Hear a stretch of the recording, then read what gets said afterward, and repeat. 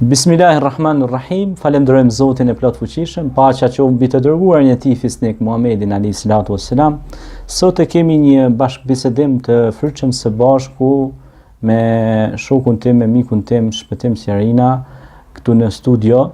Do flasim mbi rreth epokës digjitale dhe islamit sot.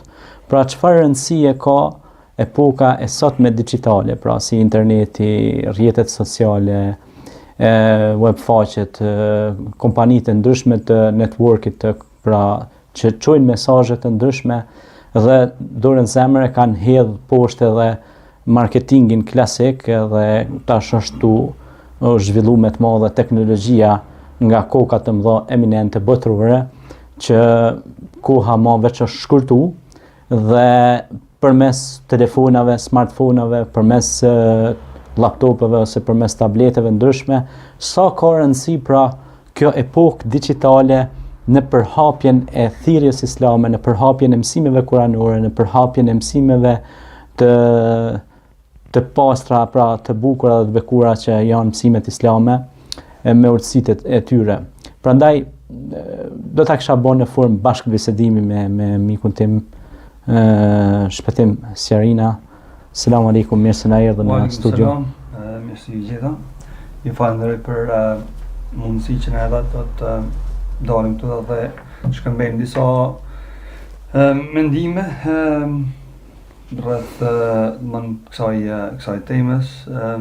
Shfrytëzoj rastin të përshëndes edhe gjithë shikuesit e juaj që vazhdimisht ju përcjellin apo të them na përcjellin neve kështu. Shpresojmë që gjatë këtyre minutave do të bisedojmë dhe të përfitojmë për lidhur me këtë temë. Ju falenderoj edhe juve Shpëtim.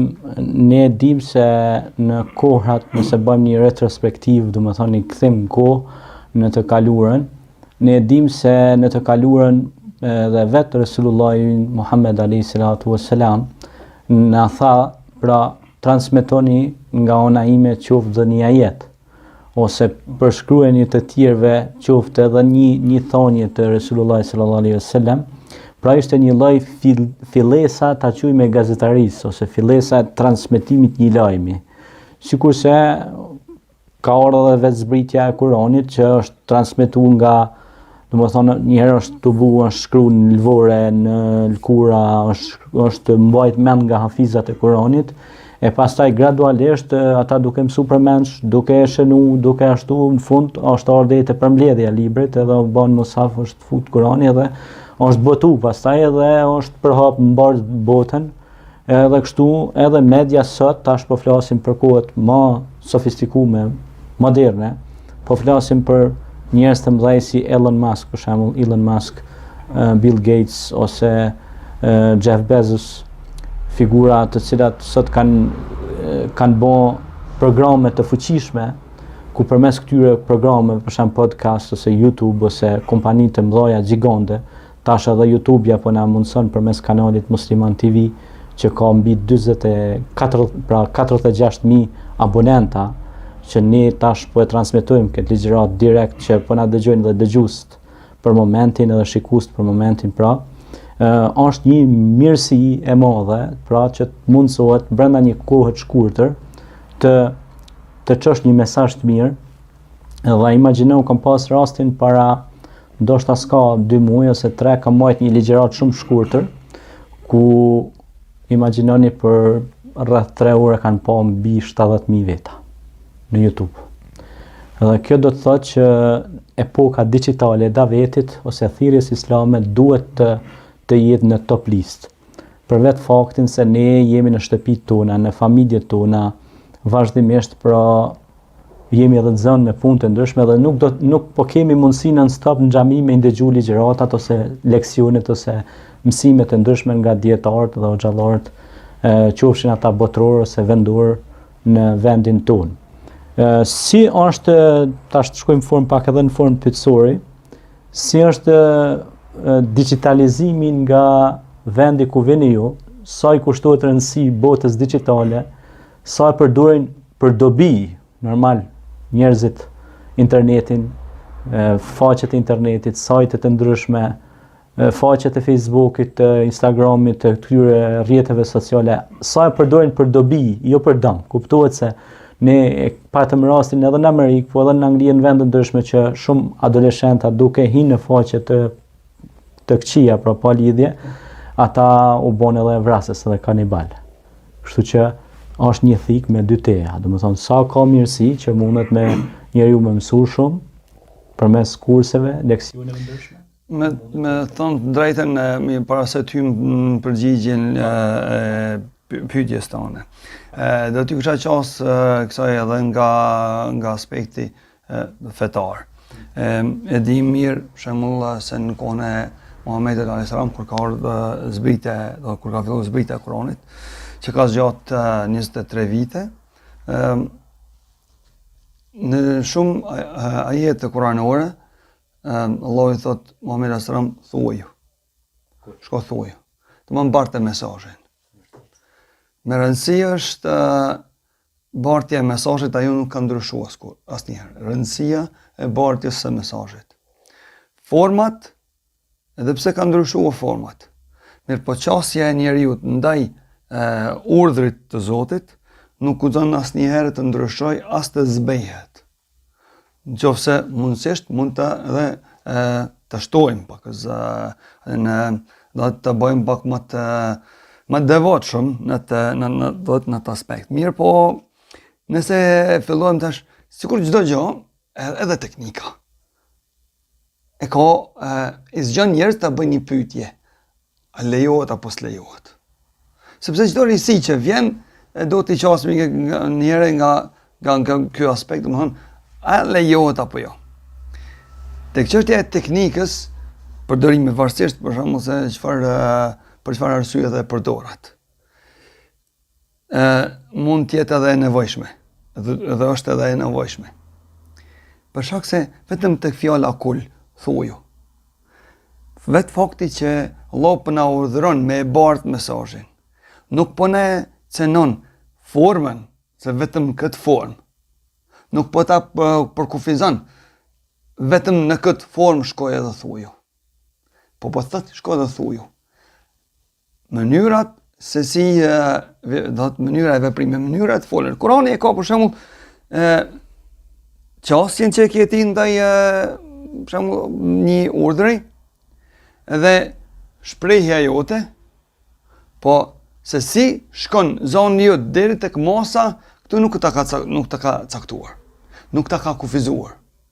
Që do thot këtu e kemi një sinjal se është i nevojshëm përdorimi i çdo mjeti që na mundson përqurjen e mesazhit.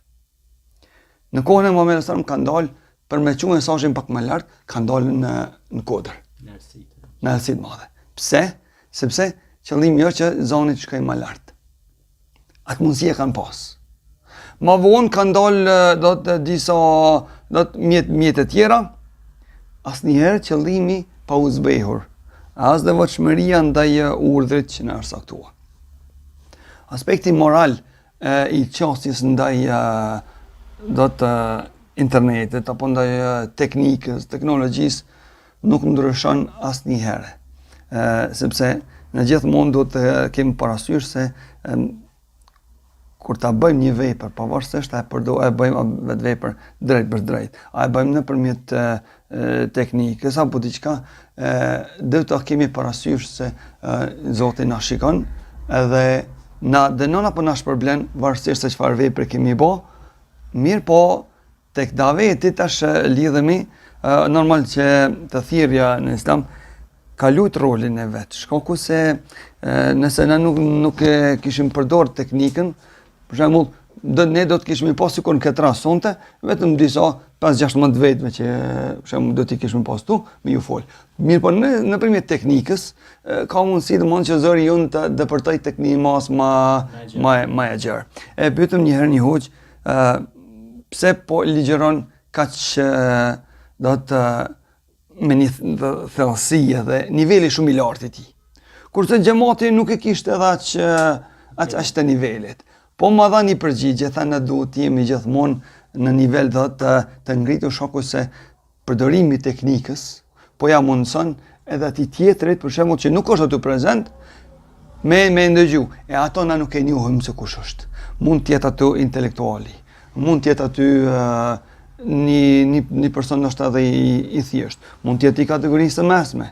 Po gjithsesi, përdorimi i teknikës na ka mundsuar neve që të arrijmë deri tek masa e madhe, po edhe masa të ndryshme, për shembull të shkolluarve e kështu. Kështu që do ta kemi edhe atë aspektin, domethënë kujdesin se si po flasim. Është një shprehje arabe që thot ajo që ka del nga zemra përfundon në zemër. Qëllimi ynë do të jetë domethënë kënaqësia e Zotit nëpërmjet përdorimit të teknikës, por që gjithmonë të sigurojmë që shprehjet tona të dalin nga zemra që të përfundojnë në zemrat e atyre që na shikojnë apo na ndëgjojnë. Është shumë e vërtetë kur përmendet niveli akustikës në xhamit në të kaluarën, xhamit domethënë është thirrë zonin nga minarja. Janë hyp në lartësi, si për shembull Bilali kur thret ezani ka hyp në një lartësi të caktuar për të dëgjuar zërin sa më bukur dhe sa më pastër te audienca. Pastaj Allahu Xhemil yuhibbu Xhemal, Allahu është i bukur dhe don të bukurën. Përveç asaj, epoka digjitale islame duhet të ketë edhe bukurinë para ekranit. Do të thotë që duhet të jetë i pastër besimtari, ai që e jep ligjëratën ose e jep intervistën, duhet të ketë pastërtinë, jo vetëm të zërit, po edhe të zemrës, edhe të shpirtit, por edhe pastërtinë e bukurisë, xhemilietit, sepse ne dim rastin e një personi që erdhi te dërguari i Zotit sallallahu alaihi wasallam dhe tha: "Ja Resulullah, unë kam dëshirë të veshëm bukur, të veshit tesha të mira me labis, pra, dhe të kem kpuca këto, tha, mos që mba mendje madh." I tha Resulullah sallallahu alaihi wasallam: "Kella, kurse si." Tha: "Allahu Xhemil yuhibbu Xhemal, Allahu është i bukur dhe don të bukurën." Andaj normalisht që pastërtia është gjysma e imanit, edhe kështu që besimtari duhet të jetë i pastër, edhe në aspektin digital, pra të transmetimi i audiencës duhet të jetë zëri sa më i pastër që të pushojë te veshi i dëgjuesit, por dhe figura duhet të jetë shumë e pastër që kur ta shikoj të ketë pak kënaqësi kur e shef atë në ekran si figurë, sepse edhe vetë Allahu neve na krijoi në këtë formë kaq të bukur si krijesat e tij, krijesa të bukura, na fali Allahu kështu pra. Dhe gjitha këto janë mesazhe, po edhe sytë e njerit kur lëvizin, miliarda qeliza sa janë miliona qeliza si ka çepallat e tij syri njeriu, ato janë një mrekulli për mrekullive të Allahut. Ato japin vazhdimisht sa hapim e mbyllim syt, ato japin mesazhe.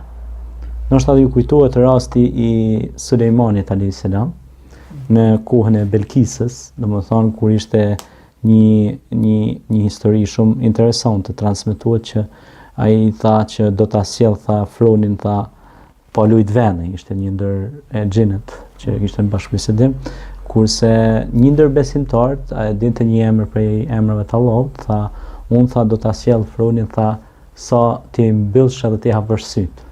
E tash kjo është në media, e kemi avniun këtu edhe disa vëllezër që njohin çka është teknologjia, shpejtësia e teknologjisë, domethënë.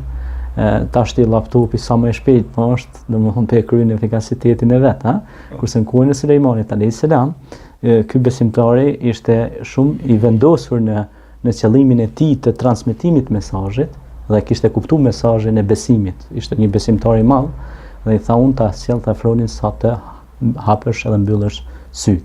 Kurse ky nga pala e xhenve i frit, mendohet të kishte qenë i friti, po, i tha sa të ngritem tha në këmbë dhe të ulem, të shti, ngadalë tha unë do ta sjell. Po, nëse e marrim shpejtësinë e ngritjes dhe uljes, është një kohë pak më e gjatë, kurse syt më shpejt, sepse shpejtësia e syrit është shumë e shpejtë, në krahasim me rendimentin e njësisë zhvillimit të trupit, Kështu që nëse i shikojmë këto histori dhe këto gjëra, gjithë të cilat kanë mesazh, edhe prandaj edhe media e ka shpejtësinë. Media don lajmin sa më shpejt mu transmetu, por me kon efikas, por duhet me pas domethënë drejtësinë në transmetimin e lajmit. Po ashtu edhe në Kur'an është një citat, thot kur t'ju vjen një lajm, pra duhet ta vërtetoni ata, por para se më ardha një lajm duhet me vërtetuar se është i vërtet apo i pa vërtet. Dhe nuk po ta definon domethënë vetëm formën se vetëm në këtë formë apo vetëm në atë, por çështja është qëllimi është tek domethënë te qartësimi i faktit. Edhe po ndodhin njerëzisht po ndodhin shumë fake news. Fake news janë lajme të rrejshme, domethënë që janë të shkaktuar kaotizëm ose çrregullim tek shoqëria. Prandaj muslimanët edhe besimtarët e kanë një detyrë shumë të shenjtë para vetes që duhet të punojnë për ndërtimin e mediave ose epokës digjitale të drejtë, sepse besimtari është i thirrur të punojë me drejtësi, dhe jo të përçojë lajme të rrejshme për hatër të fitimeve. Është një fenomen, përderisa për shembull kjo dhe teknika e ka arritur edhe atë shpejtësinë e vet. Një fenomen negativ po del për shembull edhe tek një pjesë e jona që e bojnë namazin edhe i përmbahen në shtyllat e Islamit. Edhe po e quajnë këtë si dëgjal. Kupton? Pse? Sepse e shikojnë vetëm nga ana negative. Mirë po, unë atyre do t'ju them se ky negativitet që ju po e shihni në botën virtuale, ai veç ka ekzistuar edhe në botën reale. Gjithherë kanë ekzistuar negativitete, gjithherë kanë ekzistuar tradhtit, gjithherë kanë ekzistuar lajme të rrejshme. Kanë ekzistuar edhe hipokrizit, që kur më shumë se sa në kohën e Muhamedit sallallahu janë bë këto hipokrizi. Mirë po, kujt i dha më shumë rëndësi ai? I dha rëndësi mas pari paraqitjes tënde, që nga vetja. Edhe sa herë dilte Muhamedi sallallahu me ju fol popullit, siguronte që e kishte teshën më të bukur. Edhe ku po ju folte nga pjesa e krye vendi i xhamis. Aty. Edhe çonte me mesazhin e tij. Sa i përket risive, tash po flasim për rëndësia e teknologjisë në jetrat tona. Aq është bo patjetërshme po thuaj se edhe është bo sikur pjesë e trupit ton, media, telefoni, interneti e këto, sa që nuk po kemi në është mundësi edhe një lëvizje më të paktën me e bo, pa e pasë në dorë, apo të paktën me vete telefonin. Derisa edhe kam një dhe disa pleq po i një të thonën, valla pa e pasë telefonin, po më duket sikur jam hum dikun. A kupton? Domthon aq fal ka hi. Po pse tash vjen pyetje deri te dera e xhamis? Në çdo hap je i përcjellur, në çdo hap je domthon me media rreth veti, në xhami nuk lejohet asnjë. Është e kundërta. Besoj që përdorimi i teknikës në xhami është më se e nevojshme tash. Shkaku se prej aty mas e nevojshme tash më shumë se kur. Është e nevojshme që mesazhi i xhamis të del në rrugë. Sepse duke izolua xhamin për çdo aspekti të jetës së njëri, për çdo faktori. Po ja pamundson edhe xhamis atë mesazhin e vet pozitiv që e ka, që ndoshta do të jetë edhe kontribues në problemin që i ka shoqëria sot. Izolimi i xhamis prej jetës politike, ekonomike, financiare apo çfarë do qoftë, e ka bë që shoqëria jonë të jetë sot kjo që është në këtë gjendje. Kurse qofse përdoren për shembull teknika dhe prej xhamis, edhe më po. Për shembull, dikush mund të thotë është kjo është risi. Mirë për sahabive është thonë që ka shku në Jerusalem, gjatë kohës së Muhamedit sallallahu alaihi wasallam. Edhe i ka po do kandila. Do të fejtë të tjera, ose me thonë besimet të tjera, edhe në ato tempojt e tyre kanë po kandila, edhe i ka pëlqyer dhe i ka marrë 2 kandila i ka blej me vete. I ka marrë me vete edhe në xhami. Kur hyn xhamit Muhamedit alayhis salam, i ndjes kandilat, edhe sa po hyri Muhamedi alayhis salam në xhami, thot kush ma ndriçoi xhamin, thot ja ndriçoi Zoti natën e varrit. E sjellin një risi, sjellin një ndriçim. Një të mirë që u bënte më të lehtë njerëzve adhurimin, Allah Muhamedi alayhis salam u lut për atë. Thot ja ndriçoi Zoti natën e varrit. Po ta them tash edhe kështu. Çdo avancim që bëhet, unë mas pari kisha thonën në xhamia le të bëhen. Imamet le të jenë ata të cilët dinë ta përdorin teknikën. Dinë ta përdorin. Të imagjino edhe në Londër kemi për shembull kjo aktivitet është nisur që nga 2010 dhe kam qenë pjesë e atij grupi që e kemi marrë këtë iniciativa që në xhamia të kenë teknik, të kenë domethënë internet e gjitha këto, edhe imamet të paktën ta dinë bile internetin me përdor. Që fatkeqësisht një numër i imamëve ton nuk kanë ditë, sepse i marrin për shembull nga vendet e lindjes atje, nga për shembull Pakistani apo çka, edhe i marrin të vjetër mundohen sa më tradicional, duke menduar se sa më tradicional që ti jesh, aq më fetar je, sepse e ndin veten të rrezikuar nga kjo risi që ju ka pruar teknika. A nuk e kanë diktuar se atë negativitet që ata po e shohin nga teknika, ai negativitet realisht ka ekzistuar edhe në botën reale. Mirë po, që ata nuk e kanë vrej, nuk e kanë vëmendjen fort edhe nuk e kanë kanë menduar se është mirë. Realisht kjo është. Nëse ne pas kemi kaq shumë përgjegjësi të mëdha që më urojnë nga interneti dhe të këqijat e internetit, sepse nga ona negative ka shumë të këqija, po ato të këqija vinë edhe në jetën reale dhe pa internet. Atëherë pse nuk jemi aq të ndërgjegjshëm edhe në këto pika. Duhet të kemi një baraspeshë. Kështu që absolutisht, unë të falenderoj Shpëtim për këtë bashkëbisedim që e bëm së bashku, edhe për këto shpalosje të arta dhe të bukura që i ndam së bashku me gjithë dëgjuesit dhe shikuesit e Musliman TV-s, i cili çdo ditë po rritet edhe po sjell shumë gjëra të bukura në xhamate dhe xhami, ku përmenden edhe xhamit. Ne munduam me i transmetu pse jo live edhe ligjëratat nëpër xhami, qofshin edhe xhamit të fshatrave, po vende ndryshme, ku edhe Shpëtimi ka marrë iniciativë me xhamatet atje që me mundësitë e veta me digitalizue xhamit e fshatrave në Kosovë, në viset shqiptare, kudo. O mundu edhe ky me xhamatet e veta atje, me shoqërinë e vet, me shokët e vet, me dhënë një kontribut të vogël për digitalizimin e xhamive, që ligjëratat e ligjëruesve në fshatra, pse jo, mos transmetohen edhe live direkt, edhe për ata që jetojnë në Mërgat, por edhe për ata që s'kanë mundësi që në përpunë. Është një gjë shumë e rëndësishme nëse transmeton direkt prej xhamive, sepse një palë e njerëzve që janë kundër vlerave fetare, shkojnë tek një masë e tjerëve që nuk kanë shkuar shpesh në xhami, edhe japin një imazh të keq ndaj xhamisë. Është e vërtetë, se nuk e dinë burimin. Edhe, kështu që nëpërmjet këtyre mediave le të shrifen mirë se me të vërtetë xhamia çka shërben. Edhe vetëm shkurtimisht do ta përmend edhe një gjë.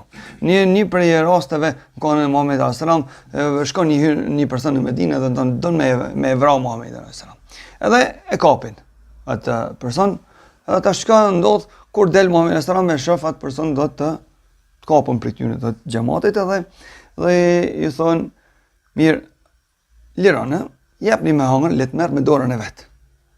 Po në fund është kjo çka është shumë interesante. Tash si dënim. Po i thot Muhamedi sa tash e ke dënim. 3 ditë me në xhami. Jo i lidhur, po vetëm i mbajtur në xhami ato. Ke bën një tentimvrasje. 3 ditë. Ti je i bindur se kur ka dal prej asaj xhamie mas 3 ditë ai ka dalë musliman. Ka promovuar vetë Islamin. Po çka është rëndësia e qëndrimit 3 ditë në xhami? E kanë mbajtur që të shef ky person se çka bëhet me të vërtetë në xhami. Çka ka po vetëm në namaz, lutje, ka bë edhe kanë dëgjuar edhe ligjërata, edhe kanë shpërndar ushqime mes njëri tjetrit. Kjo është ajo që ka po. Edhe ju ka duk, hajtë se ndoshta vetëm sot. E ditën e nesërme e njëjta. Ditën e nesërme e njëjta. 3 ditë të njëjta gjëra. Kjo është, thotë unë kam pasur të mendim këtë tjetër. Po këtu kur e po, se me të vërtetë çka ndodhi në xhami. Në xhami nuk ndonte asnjë gjë e tmerrshme. Thjesht ishte ajo më njerëzore se sa që ai ka po edhe jashtë përpara. Aty u bind E kjo është ajo, domethënë arsye pse unë deshta me cekën kët, edhe po e përfundoj me këtë që ata të cilët i kanë frikë, sepse ju kanë bombarduar me informata të rrejshme, me ato fake news që them më herët. Le ta shohim nëpërmjet kësaj teknikës që po e përdorim ne. Po arrim tek masa tjetër, se kjo është çka bëhet në xhami, asgjë tjetër jo. Mashallah. Allah shpërbleft edhe një herë, ju faleminderit për vëmendjen që kishim së bashku duke u takuar në emisionin tonë të radhës. Ju lënë në mëshirën e Zotit, ju përshëndesim me përshëndetjen e ngrohtë të banorëve të xhenetit. Assalamu alaikum. Shpëtim, faleminderit. Wa alaikum salam, ju falenderojmë edhe juve, Allah ju shpërbleft.